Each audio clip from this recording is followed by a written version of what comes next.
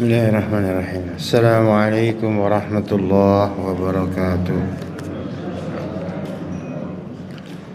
Innal hamdalillah nahmaduhu wa nasta'inuhu wa nastaghfiruh wa natubu ilayhi wa na'udzu billahi min shururi anfusina wa min sayyiati a'malina man yahdihillahu fahuwal muhtadi ومن يضلل فلن تجد له وليا مرشدا والصلاة والسلام على رسول الله وعلى آله وأصحابه ومن تبعهم بإحسان إلى يوم الدين. فقال جل شأنه وعلا يا أيها الذين آمنوا اتقوا الله حق تقاته ولا تموتن إلا وأنتم مسلمون.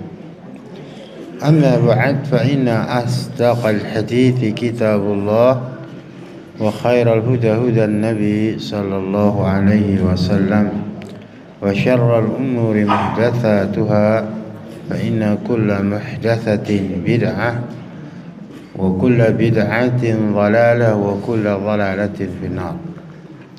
معاشر الإخوة رحمني ورحمكم الله تعالى جميعا. Alhamdulillah, pada pagi hari ini kita diberikan satu nikmat yang amat sangat besar dari Allah Ta'ala. Nikmat yang berupa kita dibimbing Allah, diberi petunjuk dari Allah, dimudahkan Allah, mau dan mampu melakukan berbagai macam amal saleh, ibadah. Dan itu merupakan satu karunia yang amat sangat besar.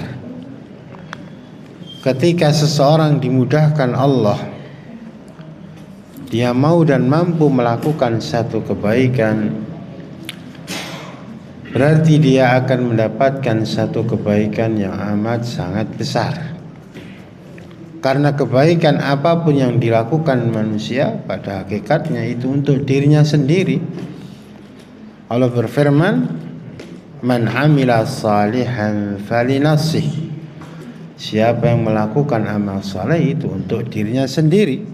Surah Al-Jathiyah ayat nomor 15. Allah Maha Kaya, Al-Ghani. Allah tidak butuh terhadap ibadah hambanya. Dalam riwayat Muslim, hadis qudsi, Allah mengatakan seandainya seluruh manusia, seluruh jin, kan, kafir semua, kayak orang yang paling kafir, gak ada yang mau beribadah, itu tidak akan mengurangi kemuliaan Allah, tidak akan mengurangi kekuasaan kerajaan Allah. Sebaliknya, seandainya semua manusia, semua jin bertakwa semua kayak orang yang paling bertakwa, beribadah semuanya, itu tidak akan menambah kemuliaan kerajaan Allah Ta'ala. Allah tidak butuh ibadah hambanya, tapi kita yang butuh beribadah. Karena dengan kita beribadah, kita akan mendapatkan kebaikan yang amat sangat besar. Allah punya nama Asy-Syakur, Zat yang maha mensyukuri. Maknanya apa? Akan menerima amal hamba, kebaikan hamba walaupun kecil, dan akan diberi pahala yang sangat besar. Bayangkan dalam hadis Bukhari Muslim itu, man tasaddaqa bi'adri tamrah min kasbin thayyib.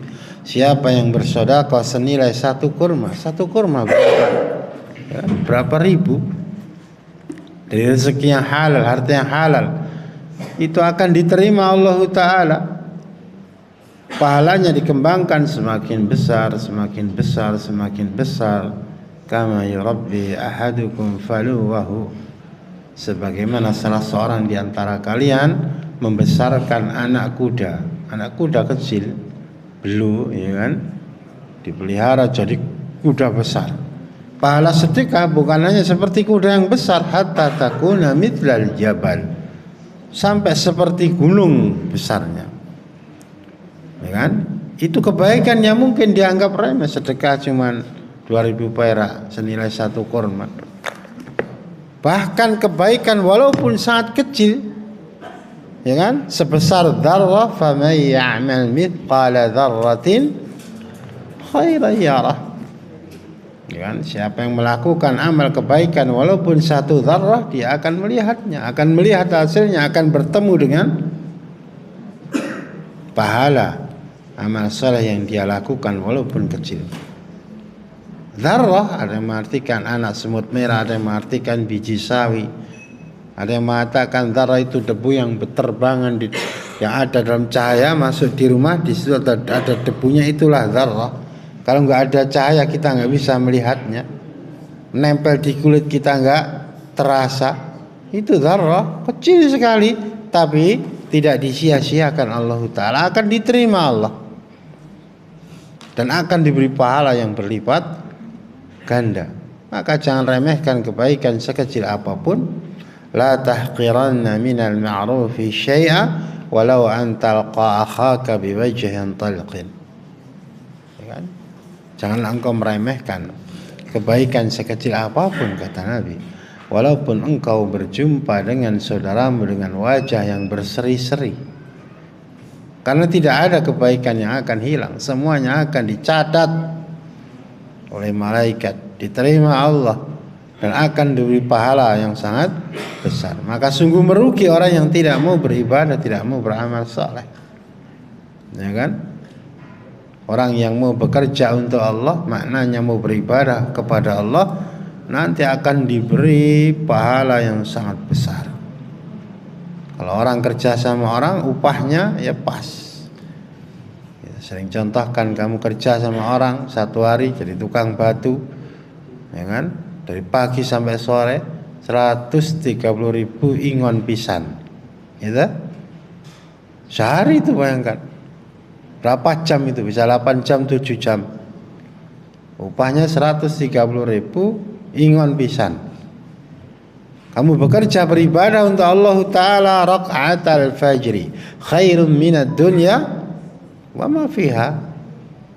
2 rakaat salat fajar sebelum subuh itu nanti upahnya lebih baik daripada dunia dan seisinya. Berapa triliun coba bayangkan.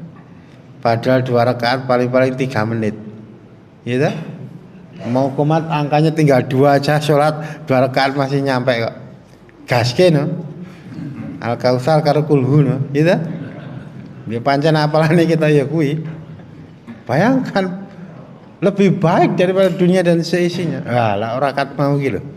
Iki wis rada tuwa nyawang tulisannya serapate cetha, ya kan? Kalau di syuting kan gen rada ketok. Ya kan? Saiki arep pengajian ki ruwet. Dadi ubek nata meja ndelan apa iki masang taplak ya kleru. Nah, kita lanjutkan ikhwah. Dan dengan rahmat Allah, dengan kasih sayang Allah kepada kita, Allah itu berikan sekian banyak jalan kebaikan. Jadi bentuk-bentuk amal soleh kebaikan itu banyak sekali. Di antara hikmahnya kata para ulama, biar apa? Biar kita itu tidak malal, tidak jemu, tidak bosan dalam melakukan amal soleh, berganti dengan amal soleh ini, pindah amal soleh ini, pindah ibadah ini, sehingga waktu kita, umur kita itu penuh dengan amal soleh. Fa'idha faraghta fansab. Fa'idha faraghta, kalau engkau selesai melakukan satu urusan, satu amal soleh, kebaikan, ibadah, fansab, istahid, bersungguh-sungguhlah engkau berpindah melakukan amal soleh, kebaikan yang lain. Maka hidup seorang mukmin itu berpindah dari satu kebaikan kepada kebaikan yang lain. Dan alhamdulillah dengan rahmatnya Allah, jalan-jalan kebaikan itu banyak sekali. Di antara hikmahnya agar kita tidak mudah bosan dan capek dalam melakukan amal soleh. Jadi at-tanwi', melakukan amal soleh yang bermacam-macam. Seandainya amal soleh itu terbatas, oh kebaikan itu cuma baca Quran, kebaikan itu sholat, zikir, kita capek. Kita sehari baca Quran berapa juz? Kok pirang juz, pirang lembar? Misal lembar wis beruwet kok. Iya ta? Celaka kalau amal soleh cuma tertentu sedikit, wah rugi kita. Kita nanti pulang ke akhirat nggak punya celengan, Pak, nggak punya bekal. Tapi dengan rahmat kasih sayang Allah, Allah tentukan bahwa jalan-jalan kebaikan itu banyak sekali. Yang itu bisa kita lakukan, kita bisa melakukan amal soleh yang banyak, berpindah dari satu kebaikan kepada kebaikan yang lain. Sehingga kita tidak bosan dalam beribadah kepada Allah Subhanahu wa ta'ala. Dan ingat ikhwah, seluruh kebaikan manusia itu untuk dirinya sendiri. Wa ma tuqaddimu li anfusikum min khairin tajiduhu 'indallahi wa khairan wa a'zama ajra. Al-Muzammil ayat 20. Kebaikan apapun yang kau lakukan, kau akan dapatkan amal soleh kamu itu menjadi satu kebaikan dan pahala yang sangat besar di sisi Allah. Maka dikatakan wa ma tuqaddimu li anfusikum min khairin. Yang kamu lakukan untuk diri kamu sendiri loh. Kebaikan itu engkau lakukan untuk diri kamu sendiri. Engkau akan mendapatkan hasilnya nanti di akhirat.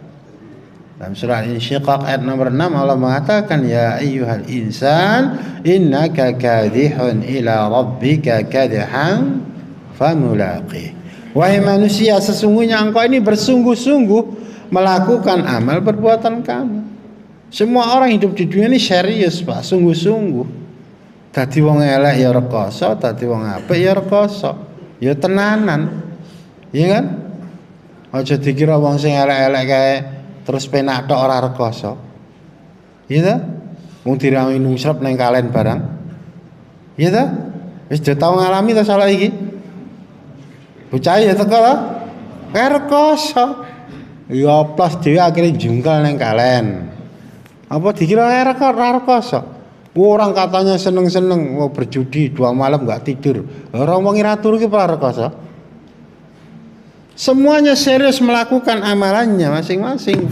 Ila rabbika, menuju kepada Tuhanmu, famulaqih, engkau akan segera bertemu dengan Rabbmu. Kita akan segera menghadap Allah Ta'ala, dan yang menghantarkan kita adalah amal perbuatannya.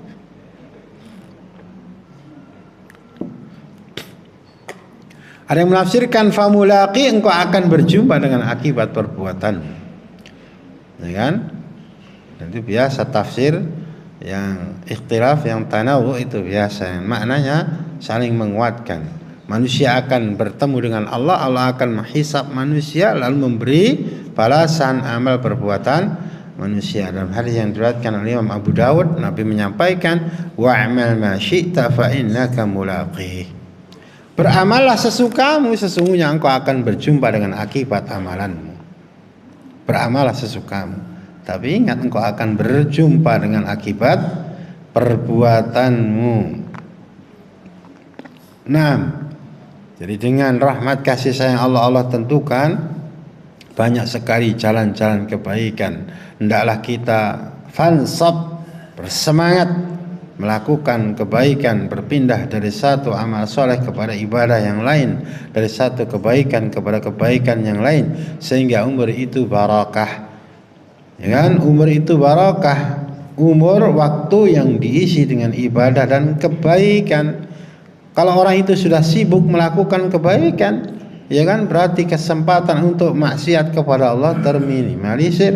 Syaitan akan semakin sulit menggoda orang tersebut. Tapi kalau kalau kita itu nganggur tidak melakukan amal soleh, maknanya dengan mudah syaitan akan menyeret Anda untuk melakukan kemaksiatan. Innama yad'u hizbahu liyakunu min ashabis sa'ir.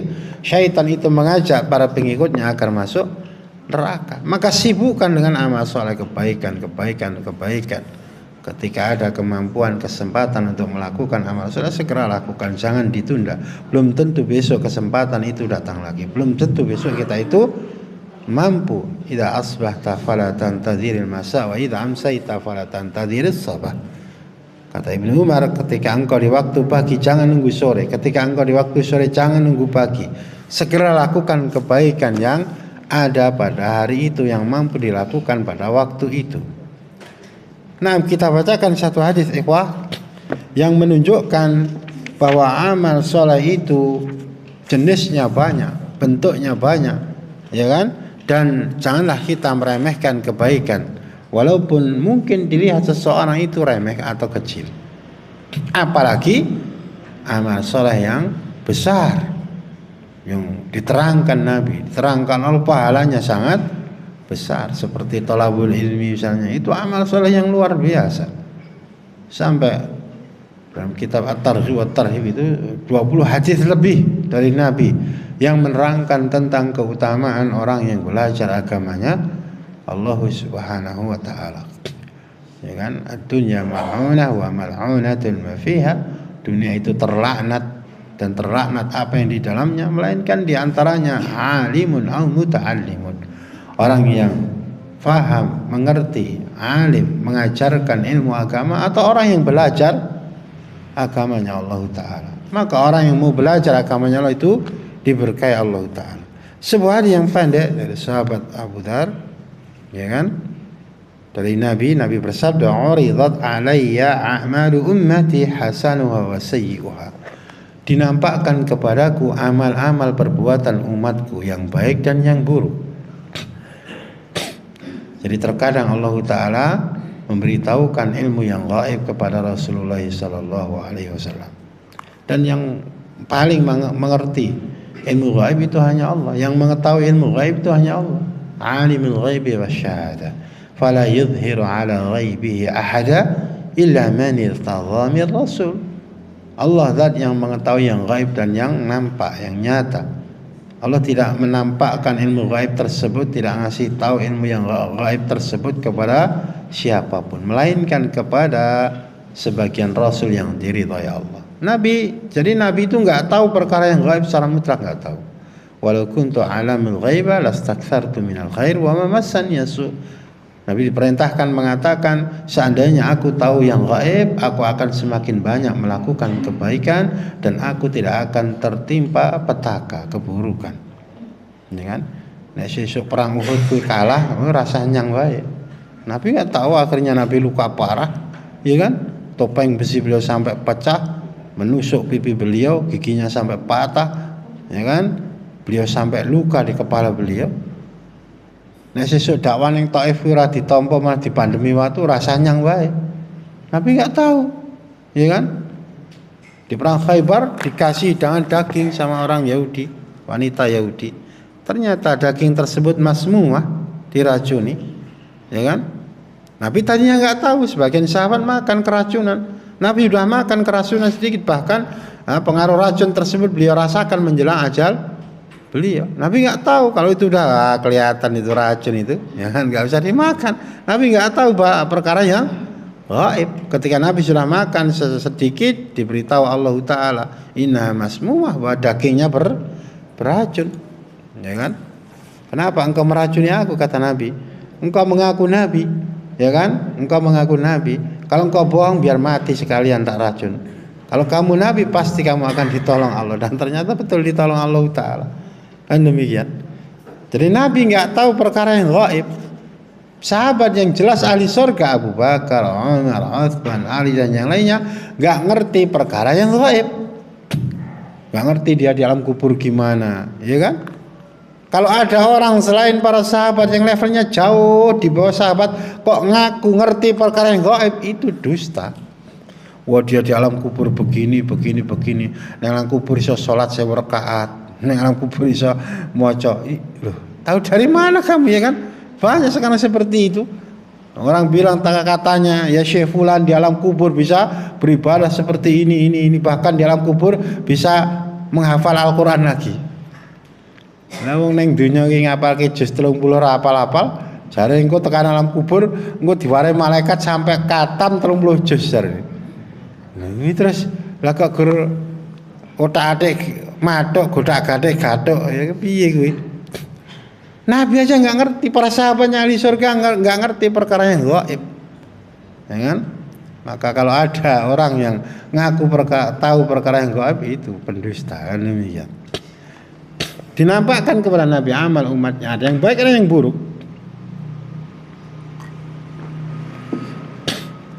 Di antara amal yang baik, fawajadtu fi mahasini amaliha al-adha yumatu 'anil tariq. Di antara kebaikan amal yang baik dari umatku yaitu menyingkirkan rintangan halangan yang ada di tengah jalan. Sebaliknya, wajadtu fi masawi'i a'maliha an-nukha'atu takunu fil masjid la tudfan. Di antara keburukan amal yang buruk dari umatku yaitu membuang dahak di masjid dan tidak ditanam. Jadi dulu itu masjid bukan karpet kayak gini alasnya, ya bukan keramik ya kan. Dulu nggak ada pabrik keramik, belum ada kayaknya zamannya Nabi itu, ya kan. Itu masjidnya pasir Pak. Maka kalau ada sesuatu kotor digali pasirnya, ditanam, udah selesai ya kan. Nah, kalau sekarang ada dahak di masjid ya harus kamu pel, ya kan. Termasuk keburukan yang mungkin dianggap ringan meludah di masjid, itu nggak sopan ya kan. Itu di rumahnya Allah Ta'ala, masjid itu di rumah Allah Ta'ala, beda dengan rumah manusia. Bahkan di rumah manusia saja kamu nggak berani meludah. Kamu datang ke rumahnya Pak Bupati misalnya, berani kamu meludah di sana? Apalagi di masjid, ya kan? Masjid memiliki hukum yang khusus. Sampai ulama ngarang kitab Ahkamul Masajid, hukum-hukum masjid, tebel ya kan? Di sana nggak boleh jual beli, di sana nggak boleh teriak-teriak, di sana nggak boleh melakukan perbuatan yang buruk, ya kan? Rembuk bisnis dunia nggak boleh, ya kan? Meludah aja nggak boleh, apalagi nyolong di masjid. Ada nggak nyolong di masjid? Enak wong kota amalmu ya hilang. Mau masjid kan masjid lor ya, kota amal hilang, ya kan? Nyolong nggak di masjid kan demikian. Itu amal keburukan yang mungkin dianggap ringan. Uang di masjid juga dinampakkan kepada beliau ada amal kebaikan yang mungkin dianggap ringan, menyingkirkan rintangan di tengah jalan, imatatul adza 'anil tariq, menyingkirkan halangan yang ada di tengah jalan. Sedikit faedah dari hadis ini ikhwah. Naam, al-a'malu tanqasimu ila hasanin wa sayyi'in. Faedah yang pertama bahwa amal perbuatan manusia itu terbagi menjadi dua, amal yang baik dan amal yang buruk. Jadi ujung-ujungnya semua perbuatan manusia di dunia ini cuman ada dua, baik atau buruk. Ya kan? Inna sa'yakum la syatta. Sesungguhnya usaha amalan kalian itu bermacam-macam. Perbuatan manusia di dunia bermacam-macam, beda-beda aktivitasnya, lain-lain, tapi sebenarnya cuma kembali kepada dua perkara, amalan yang baik atau amalan yang buruk. Kebaikan jenisnya banyak sekali, demikian juga keburukan jenisnya banyak sekali. Di antara kebaikan yang dianggap ringan, menyingkirkan bahaya rintangan yang ada di tengah jalan. Maka berusahalah memilih amalan-amalan, aktivitas-aktivitas yang bernilai kebaikan, agar hidup kita itu penuh dengan kebaikan, agar kita punya bekal yang banyak, agar kita punya celengan yang banyak, tanaman yang banyak. Dunia mazra'atul akhirah, dunia itu sawah ladang, tempat menanam untuk akhirat. Kita ini merantau, di dunia ini kita merantau, dan kita akan pulang ke kampung halaman, yaitu di akhirat. Innal 'aisya 'aisyul akhirah, sesungguhnya kehidupan yang sesungguhnya itu di akhirat, dan kita harus mengumpulkan bekal sebanyak-banyaknya. Faedah yang berikutnya, amal kebaikan itu ikhwah, sebagian amal saleh kebaikan itu selain bermanfaat untuk dirinya sendiri yang melakukan kebaikan tersebut, juga bermanfaat untuk orang lain. Dan ini terkumpul padanya berarti Masya Allah dua kebaikan. Kebaikan untuk si pelaku, kebaikan untuk orang lain. Dan ini satu amalan yang sangat dicintai Allah. Nabi mengatakan dalam hadis Tabrani, ahabul a'mali ilallah sururun tudkhiluhu 'alal muslim. Amal yang sangat dicintai Allah, engkau memberikan kegembiraan kepada seorang muslim. Lalu Nabi melanjutkan sabdanya, au takshifu anhu kurbah, engkau meringankan penderitaan saudaramu, orang lain. Bahkan sampai disampaikan Nabi, au taqdi anhu dainan, engkau ikut melunasi, meringankan hutang saudaramu. Ini satu kebaikan yang agaknya zaman sekarang sangat sedikit yang mengamalkannya. Ikut melunasi hutang saudaranya. Usum orang korpri Pak. Jadi bantu ngewangi nyaru utange kancane ngono usum ora? Kita jarang ya. Ini satu amal soleh yang luar biasa. Bahkan di antara mana hadis man yassara ala mu'sirin, siapa yang memudahkan orang yang kesulitan, itu mana siapa yang membantu orang yang terlilit hutang. Mu'sir di sini orang yang kesulitan bayar hutang. Tentunya hutang yang jelas-jelas untuk kebutuhan pokok. Untuk makan sehari-hari, anaknya sakit mengobatkan anaknya, ya kan? Istrinya jatuh untuk berobat, istrinya terlilit hutang. Nek utang go ngrayen NMAX kowe, wah aku melu-melu iku. Nah, kok utange ngene lho Pak, wong ki sing hobine kuwi nganyarke utang ngene lho. Dadi anggere utange rampung nganyarke ne njerokke jare. Caira teko kita iki. Iki kono bagian lor-lor kono ya kan. Kene iki nggone wong gede-gede kabeh kok ya kan. Kebaikan untuk dirinya sendiri, juga untuk orang. Perhatikan, ini contoh amalan yang kecil, menyingkirkan rintangan di tengah jalan, jelas itu kebaikan untuk dirinya sendiri, ya kan? Man amila shalihan fali nafsi. Siapa yang melakukan amal saleh berarti untuk dirinya sendiri. Demikian juga surah Al-Muzammil ayat 20 itu, siapa yang melakukan kebaikan nanti engkau akan dapatkan kebaikan itu besar sekali pahalanya di sana. Juga manfaat untuk orang lain. Ada paku di tengah jalan, ada batu di tengah jalan, ada pecahan beling di tengah jalan, itu membahayakan orang lain. Wah mungkin selak kesusu, selak ngisi pengajian, melindas paku bane bocor lebih, ya kan? Pengajiannya tadi telat. Iya, tahu kelakon ngono kuwi sebabe. Aku iso cerita iki sebab ya nglakoni, ya kan? Masya Allah, orang yang menyingkirkan halangan di tengah jalan berarti sangat berjasa, ya kan? Dia menyingkirkan bahaya yang akan mengenai orang lain. Wah mungkin dia selak kesusu, selak meriksa ke anaknya, lo kontrol, loro, wah gimana kalau dapat halangan itu bani bocor? Kan demikian. Maka kebaikan itu sebagian amal soleh bermanfaat untuk dirinya dan bermanfaat untuk orang lain. Ini dua kebaikan yang berkumpul. Dan kebanyakan amal soleh seperti itu. Sedekah jelas, ya kan? Pahalanya untuk dirinya sendiri, pahala sedekah sangat banyak. Juga menolong orang lain. Dan di sini masya Allah terkumpul satu amal yang sangat besar. Menolong orang lain, membantu orang lain itu lebih disukai Nabi daripada beliau i'tikaf di Masjid Nabawi selama sebulan. Hadis Tabrani, wal an amshiya ma akhin fi hajatin ahabbu ilayya min an a'takifa fi hadzal masjid syahra, kata beliau. Aku menggandeng tangan seorang muslim, aku menolong, membantu hajatnya, kebutuhannya, lebih aku sukai daripada aku i'tikaf di masjidku ini, di Masjid Nabawi selama sebulan. Itu menunjukkan itu amal yang sangat besar. Maka kita harus ringan tangan, maknanya suka membantu kesusahan kaum muslimin, meringankan beban kaum muslimin. Dan banyak sekali hadis yang menerangkan tentang keutamaan menolong, membantu orang yang miskin. As-sa'i 'alal armala wal masakin kal mujahid fi sabilillah, kas-sha'im la yuftir, qa'im la yanam. Siapa yang membantu janda-janda miskin, membantu orang-orang miskin, itu seperti orang yang sedang berjihad perang di jalan Allah Ta'ala. Seperti orang yang setiap hari puasa sunnah, seperti orang yang setiap malam sholat qiyamul lail, sholat tahajud.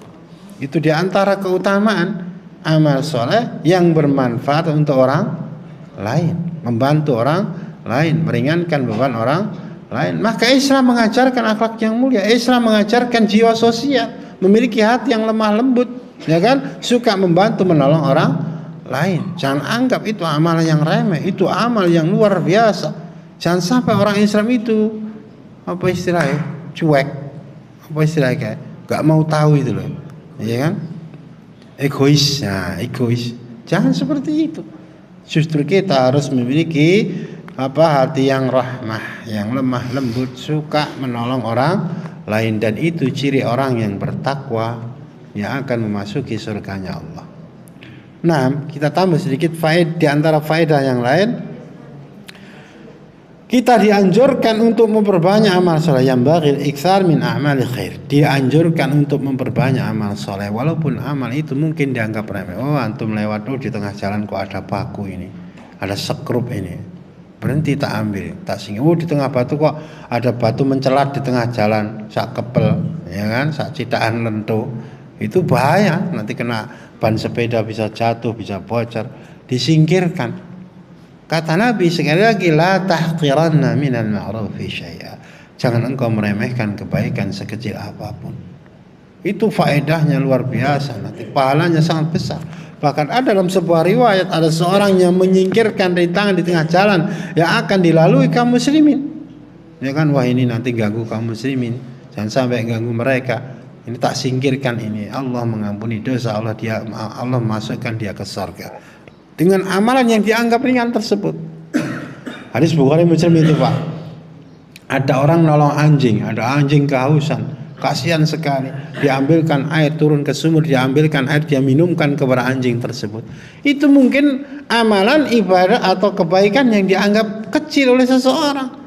Cuma ngasih minum anjing aja. Anjing mati juga nggak apa-apa, nggak ada yang nangisin, ya kan? Dikasih minum anjing itu, ternyata masya Allah, fasyakarallahu lahu faghafaralah, kata Nabi. Allah bersyukur kepada orang tersebut, ya kan, telah menolong makhluknya Allah, faghafaralah, Allah mengampuni dosa dia. Dalam satu ayat Allah memasukkan dia ke surga karena amal yang mungkin dianggap remeh oleh seseorang. Kalau nolong seekor anjing mendapatkan ampunan dari Allah Ta'ala, surganya Allah, gimana kalau nolong seorang muslim yang kesusahan, orang miskin, anak yatim, janda-janda, ya kan, yang miskin. Itu amal yang luar biasa, ya kan, amal yang pahalanya sangat besar, kebaikan yang besar, bukan kebaikan yang kecil. Demikian. Jadi ada anjuran, ada perintah dari Allah dan Rasulnya agar kita semangat memperbanyak amal saleh. Fa idza faraghta fansab. Ingat ayat tersebut, pelajari tafsirnya. Fa idza faraghta fansab. Kalau engkau selesai melakukan satu aktivitas, satu amalan, banyak tafsirnya, intinya kebaikan dunia akhirat. Engkau selesai melakukan satu kebaikan, engkau harus semangat melakukan kebaikan yang lainnya. Jadi hidup seorang mukmin sekali lagi berpindah dari satu kebaikan kepada kebaikan yang lain.